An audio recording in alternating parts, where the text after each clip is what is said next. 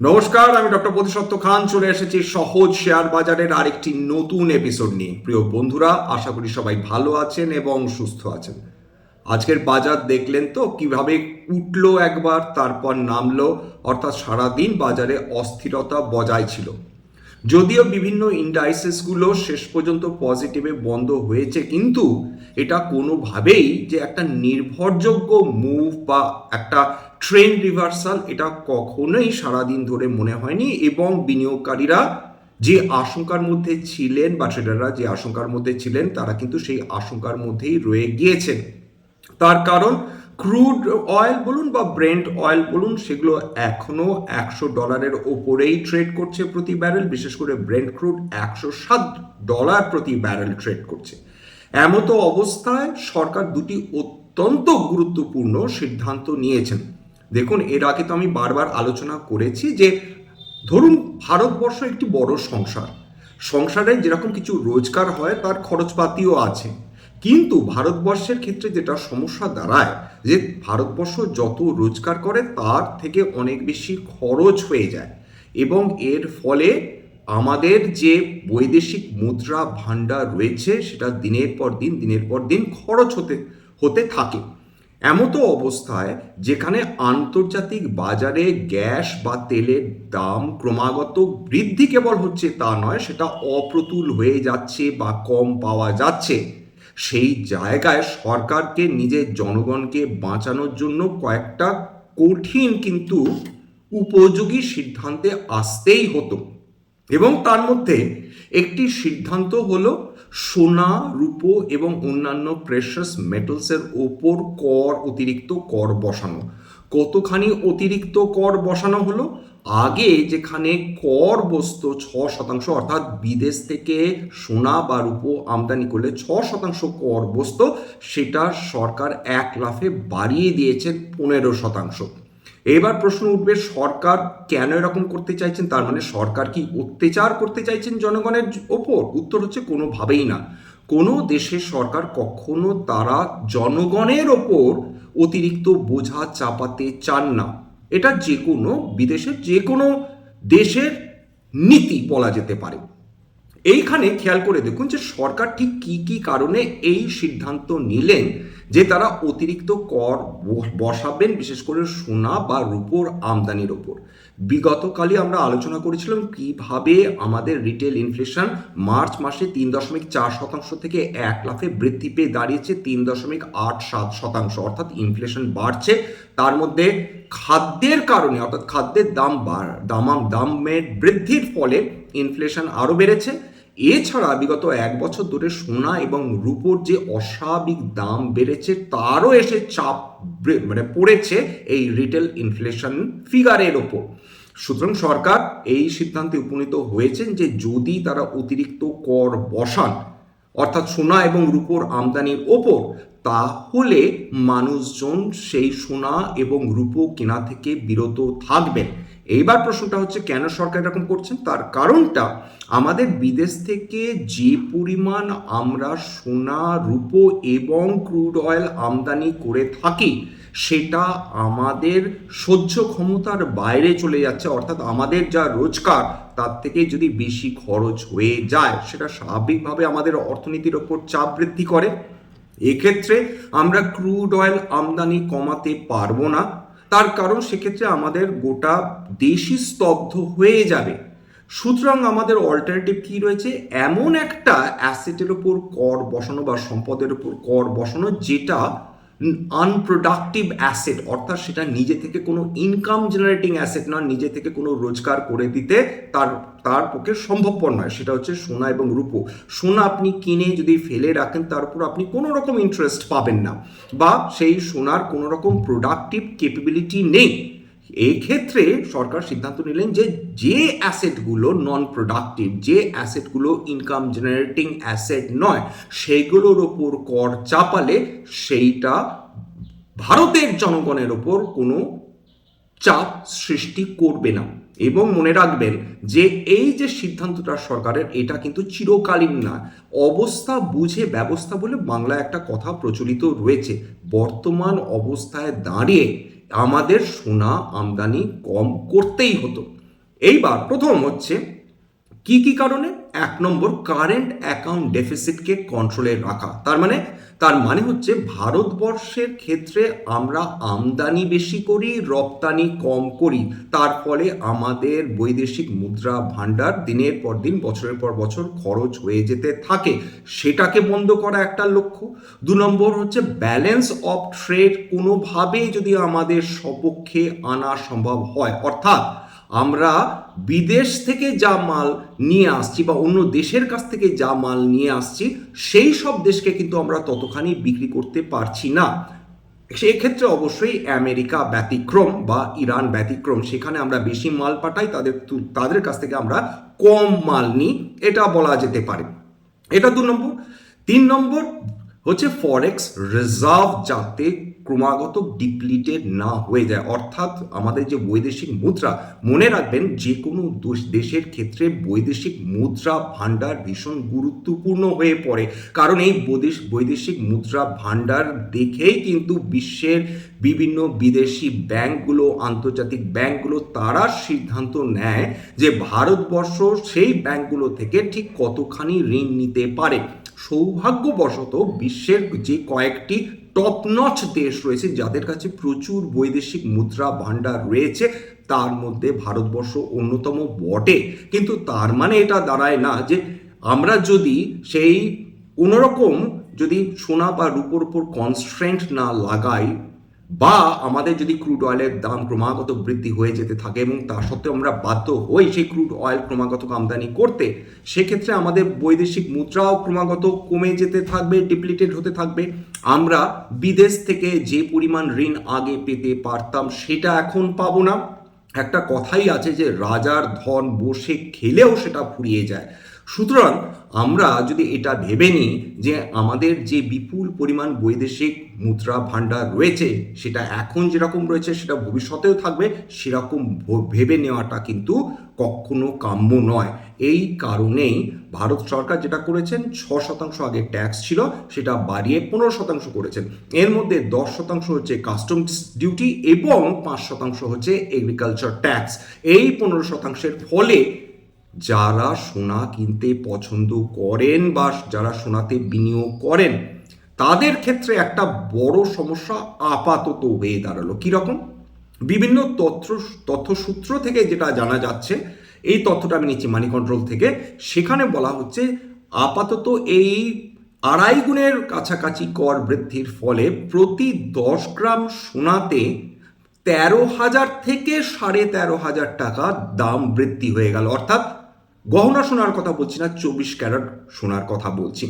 এইটার ফলে কি দাঁড়াবে, যে মানুষজন তারা প্রস্তুতি নিচ্ছেন সোনা কেনার ক্ষেত্রে তারা কিছুটা হলেও থমকে যাবেন, তারা দমে যাবেন, এবং এটাই সরকার চাইছেন। প্রকারান্তরে এটা অনেকটা ঋণের ওপর সুদ বৃদ্ধি করার মতন। যেভাবে রিজার্ভ ব্যাঙ্ক অফ ইন্ডিয়া যখন অতিরিক্ত মূল্য বৃদ্ধি হয় দেশে, তখন তারা রেপো রেট বাড়িয়ে দেন, অর্থাৎ যাতে মানুষ বিভিন্ন ব্যাঙ্কগুলো থেকে তারা ঋণ নেওয়ার প্রচেষ্টা না করেন, সেই জন্যে তারা রেপো রেটটা বাড়িয়ে দেন, ঋণের সুদের হারটা বৃদ্ধি করে দেন। তার ফলে লোক তখন পিছিয়ে আসেন, সেক্ষেত্রে তারা অটো লোন নেন না, পার্সোনাল লোন নেওয়া কমিয়ে দেন বা গৃহ লোন নেওয়াও তারা কমিয়ে দেন। এইটা হচ্ছে আরেকটা স্ট্র্যাটেজি যেটা সরকার বর্তমানে নিয়েছেন, যাতে আমাদের সোনার আমদানি কম হয় এবং আমাদের ভারতবর্ষ থেকে অতিরিক্ত ডলারের গুণেগার যেন আমাদের এই সোনা কিনে না দিতে হয়। এইবার চলে আসি 2 নম্বর, অর্থাৎ ভারতবর্ষের সবচেয়ে বড় ইম্পোর্ট। সেটা কি? সেটা হচ্ছে ক্রুড অয়েল এবং প্রাকৃতিক গ্যাস। এটার উপর আমাদের কয়েকশো বিলিয়ন ডলারের বেশি খরচ হয়। সুতরাং সেটা একটা তো রিপ্লেসমেন্ট এই মুহূর্তে করা সম্ভব কোনোভাবেই নয়। আপনারা তো জানেন যে মধ্যপ্রাচ্য থেকে গ্যাস, তেলটা আমরা কোনো না কোনো জায়গা থেকে আমরা ঠিক পেয়ে যাচ্ছিলাম, কিন্তু সমস্যাটা দাঁড়িয়েছে তেল না, সমস্যাটা দাঁড়িয়েছে প্রাকৃতিক গ্যাস, এলপিজি এবং এলএনজি, লিকুইফাইড ন্যাচারাল গ্যাস। আপনারা প্রশ্ন করবেন কেন? উত্তরটা হচ্ছে কেবল এই যে এলপিজি বা এলএনজি, যেরকম এলপিজি ব্যবহার করা হয় আপনাদের রান্নার গ্যাস, মানে বিশেষ করে কুকিং গ্যাস হিসাবে, ঠিক সেইভাবে লিকুইফাইড ন্যাচারাল গ্যাস সেটা ব্যবহার করা হয় ফার্টিলাইজার তৈরি করার ক্ষেত্রে বিভিন্ন চুল্লি বা ফার্নেসে, স্টিল কারখানায়, সেরামিক্স কারখানায়, পেন্টস কারখানায়, সেইগুলো যত বেশি প্রাকৃতিক এলএনজি অপ্রতুল হবে, প্রাকৃতিক গ্যাস অপ্রতুল হবে, তত বেশি চাপে পড়বে বিভিন্ন সেক্টর, বিভিন্ন কোম্পানি। এবং আমাদের দেশে বিপুল পরিমাণ ফার্টিলাইজার আমদানি করা হয়।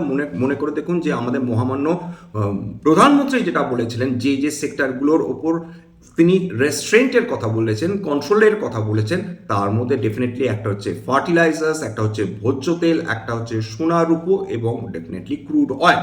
সেই জায়গাটা ফার্টিলাইজার কিন্তু তৈরি হয়, আবার বলছি কেন বারবার বলছি, যাতে মানুষ বোঝেন যে আমরা কিভাবে প্রাকৃতিক গ্যাস এবং লিকুইফাইড ন্যাচারাল গ্যাসের উপর ডিপেন্ডেন্ট। কারণ এই গ্যাসগুলো থেকেই তৈরি হয় বিভিন্ন ফসফেট ফার্টিলাইজার, ইউরিয়ার মতন সবচেয়ে জনপ্রিয় ফার্টিলাইজার। এই ক্ষেত্রে সরকার যে সিদ্ধান্ত নিয়েছেন, বলা যেতে পারে একটা বৈপ্লবিক সিদ্ধান্ত, যে ভারতবর্ষের কাছে তেল নেই, সত্য ঘটনা, গ্যাস নেই, সত্য ঘটনা, কিন্তু আছে কি বিপুল পরিমাণ কয়লার ভাণ্ডার। বিশ্বের অন্যতম বড় কয়লা ভাণ্ডার রয়েছে ভারতবর্ষের কাছে, আমেরিকা এবং চীনের পরপরই। সেই জায়গাটায় দাঁড়িয়ে ভারত সরকার সিদ্ধান্ত নিয়েছেন, ক্যাবিনেট আজকে সিদ্ধান্ত নিয়েছেন কোল গ্যাসিফিকেশন প্রজেক্টের অ্যাপ্রুভাল নিয়ে, অর্থাৎ 37,500 কোটি টাকা, অকল্পনীয় পরিমাণ টাকা, সেইটা তারা ব্যবহার করবেন এই কোল গ্যাসিফিকেশন প্রজেক্টগুলোর জন্যে। চমকাবেন না, ভয়ানক কোনো ব্যাপার নয়। আমাদের কাছে কয়লা মজুদ রয়েছেন, সেই কয়লাটাকে পোড়ানো হবে। যেভাবে আমরা আগুন দিয়ে কয়লা পোড়াই সেইভাবে না, এটাকে বলা হয় পার্শিয়াল কম্বাসশন। এই ক্ষেত্রে কয়লাকে একটা নির্দিষ্ট টেম্পারেচার, অত্যন্ত হাই টেম্পারেচারে নিয়ে যাওয়া হবে, তার উপর দিয়ে অক্সিজেন বা জলীয় বাষ্প চালানো হবে, সেখান থেকে তৈরি হবে একটা বিশেষ গ্যাসের মিশ্রণ বা মিক্সচার। সেটার নাম হচ্ছে সিনথেটিক গ্যাস বা সিনগ্যাস। এই সিনগ্যাসের মধ্যে দুটো মূল উপাদান রয়েছে, অর্থাৎ দুটো মূল গ্যাস রয়েছে। কি কি? একটা কার্বন মনোঅক্সাইড এবং একটি হাইড্রোজেন। এই সিনগ্যাসকে জ্বালানি গ্যাস হিসাবে ব্যবহার করা হয়। এই সিনগ্যাসের মধ্যে থেকে যে হাইড্রোজেন উৎপাদন করা হয়, সেইটা ফুয়েল হিসাবে আমাদের ভবিষ্যতে ব্যবহার করা হবে। সেটা পেট্রোকেমিক্যাল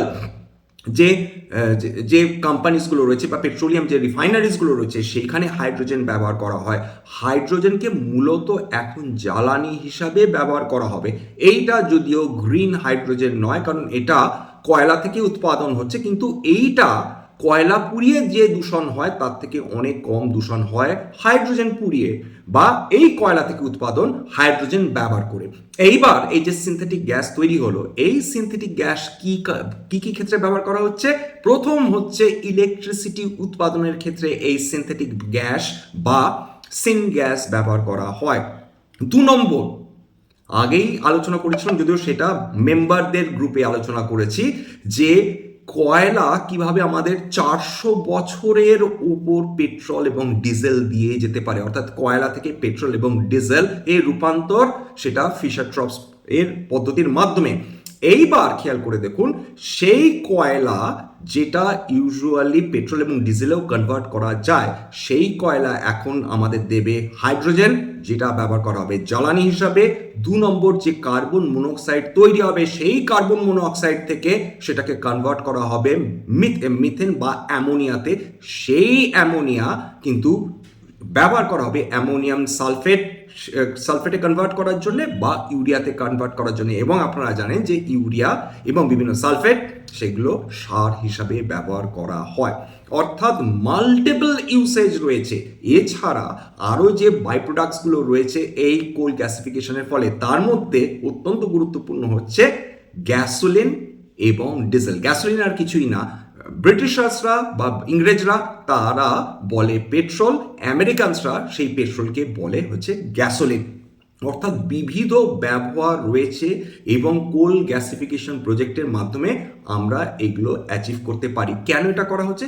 সেক্ষেত্রে আমাদের বিদেশ থেকে যে আমাদের চরম ডিপেন্ডেন্স রয়েছে ফার্টিলাইজার কেনার ক্ষেত্রে, কয়েক বিলিয়ন ডলার আমরা খরচ করি, আমরা আগের দিনই আলোচনা করছিলাম, সেইটা অন্তত কিছুটা আমরা কমাতে পারবো, 1 নম্বর।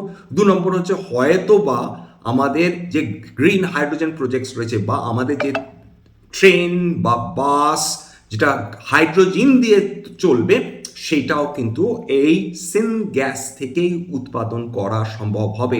সুতরাং এটা সুবিশাল প্রজেক্ট। এইবার প্রশ্নটা হচ্ছে এরকম কোল গ্যাসিফিকেশন প্রজেক্ট সেটা কি অন্যান্য দেশেও রয়েছে? উত্তর হচ্ছে হ্যাঁ, সবচেয়ে বেশি কোল গ্যাসিফিকেশন প্রজেক্টসগুলো রয়েছে চায়নাতে। মনে রাখুন যে চায়নাতে বিপুল পরিমাণ কয়লার ভাণ্ডার রয়েছে, তারা তাদের যত রিসোর্সেস রয়েছে যেভাবে ব্যবহার করা সম্ভব তারাই সেটা করে চলেছে। আমেরিকাতেও এই কোল গ্যাসিফিকেশন প্রজেক্টস রয়েছে বা ছিল, কিছু কিছু ক্ষেত্রে সেই প্রজেক্টসগুলো ডেফিনেটলি ফেল করেছে আমেরিকাতে, কিন্তু এখন আপাতত কিছু মানে পাওয়ার প্ল্যান্ট সেইগুলো তারা প্রাকৃতিক গ্যাস ব্যবহার করছে ইলেকট্রিসিটি জেনারেশনের জন্য। কিন্তু লুইগি প্রসেসের মাধ্যমে বা অন্যান্য প্রসেসের মাধ্যমে আমেরিকাও একটা না একটা সময় চেষ্টা করেছিল যাতে কোল গ্যাসিফিকেশন করা সম্ভবপর হয়। যা আপাতত এখানেই শেষ করছি। একটুখানি মাথায় রাখতে হবে যে বাজার খুব একটা ভালো অবস্থার মধ্যে নেই। কালকের যে বাজার বিপুল পতন দেখেছিল সেখানে কিছু সেক্টরস আজকে ফিরে এসেছে, যেমন কনজিউমার ডিউরেবলস আজকের প্রায় 2.43% উত্থান দেখেছে, ক্যাপিটাল গুডস সেটা 1.12% উত্থান দেখেছে, মেটালস সেটা 3.3% উত্থান দেখেছে, অয়েল অ্যান্ড গ্যাস সেটা প্রায় 15% উত্থান দেখেছে। কিন্তু নিফটি আইটি যে তিমেরে ছিল সেই তিমেরেই আজকেরও 1.13% পতন দেখেছে। নিফটি কোনো মতে গলা বাড়িয়ে 23,400 ওপর বন্ধ হয়েছে। বিএসসি সেন্সেক্স কোনো মতে 74,500 ওপর বন্ধ হয়েছে। যাই হোক, স্ট্যান্ডার্ড ডিসক্লোজার সেই অর্থে কোনো কোম্পানি নিয়ে আলোচনা করিনি, সুতরাং কোনো ডিসক্লোজার দেওয়ার প্রশ্ন নেই। স্ট্যান্ডার্ড ডিসক্লেমার, এটা কেবলমাত্র একটা এডুকেশনাল চ্যানেল বাঙালি বিনিয়োগকারীদের ইনভেস্টার অ্যাওয়ারনেস বৃদ্ধির জন্য। এখানে কোনো ধরনের কোনো শেয়ারের বা কোনো অ্যাসেটের buy sell recommendation, suggestion, advice আমাকে ইনফ্লুয়েন্স করার প্রচেষ্টা নেই। আমার কথা শুনে যদি কোনো অ্যাসেট বা কোনো শেয়ারে বাই সেল সিদ্ধান্ত নেন ক্ষতির মুখোমুখি হতে পারেন। সুতরাং সবসময় একজন সেবি রেজিস্টার্ড ইনভেস্টমেন্ট অ্যাডভাইসারের পরামর্শ নেওয়ার চেষ্টা করবেন বা নিজের ডিউ ডিলিজেন্স করবেন, সেক্ষেত্রে আপনারা উপকৃত হলেও হতে পারেন। সবশেষে যেটা বলি, যদি এই ধরনের এপিসোড আপনাদের ভালো লাগে প্লিজ একটা লাইক দেবেন, প্লিজ সাবস্ক্রাইব করবেন, এবং যদি সত্যি মনে হয় আমার বাঙালি ভাই বোনদের জীবনে একটুখানি ভ্যালু অ্যাড করতে পেরেছি প্লিজ নিজের গ্রুপে শেয়ার করে দেওয়ার চেষ্টা করবেন। নমস্কার।